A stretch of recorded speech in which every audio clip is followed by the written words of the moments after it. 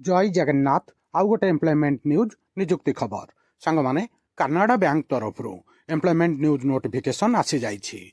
Apprenticeship निजुक्ति एठारे कौनसी आपणकर एग्जाम हब नाही, आपण खाली फॉर्म भरिबे, आपणकर मेरिट बेसिक्स रे आपणकर सिलेक्शन हब।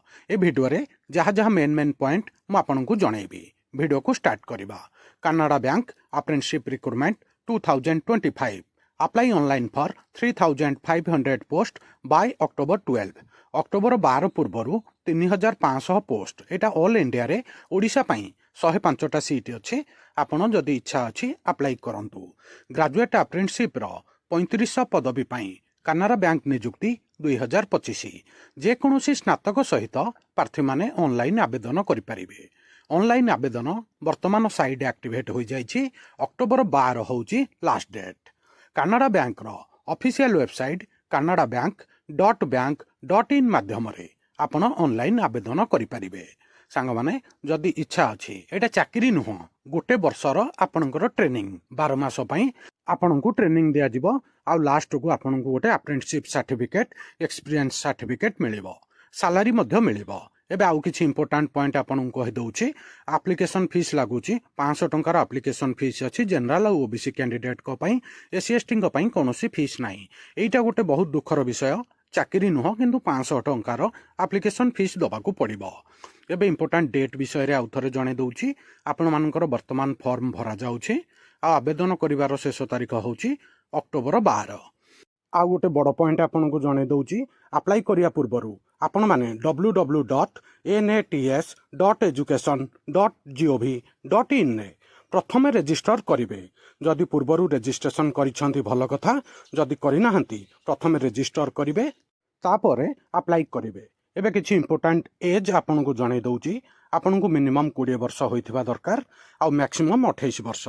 आपनकर date of birth cut off निया जाइछि 1/9/1997 रु 1/9/2005 मध्यरे आपनकर डेट ऑफ बर्थ होइथिबा दरकार। एबे क्वालिफिकेशन विषय रे आउ थरे जणे दउछि। आपण ग्रेजुएट होइथिबा दरकार। साइंस, आर्ट्स, कॉमर्स, बीटेक जेकोसी भी ग्रेजुएट आपण एलिजिबल। आ आपनकर ग्रेजुएशन 1/1/2022 परे किंबा 1/9/2025 पूर्वरु होइथिबा दरकार। ताहले आपण या पई एलिजिबल।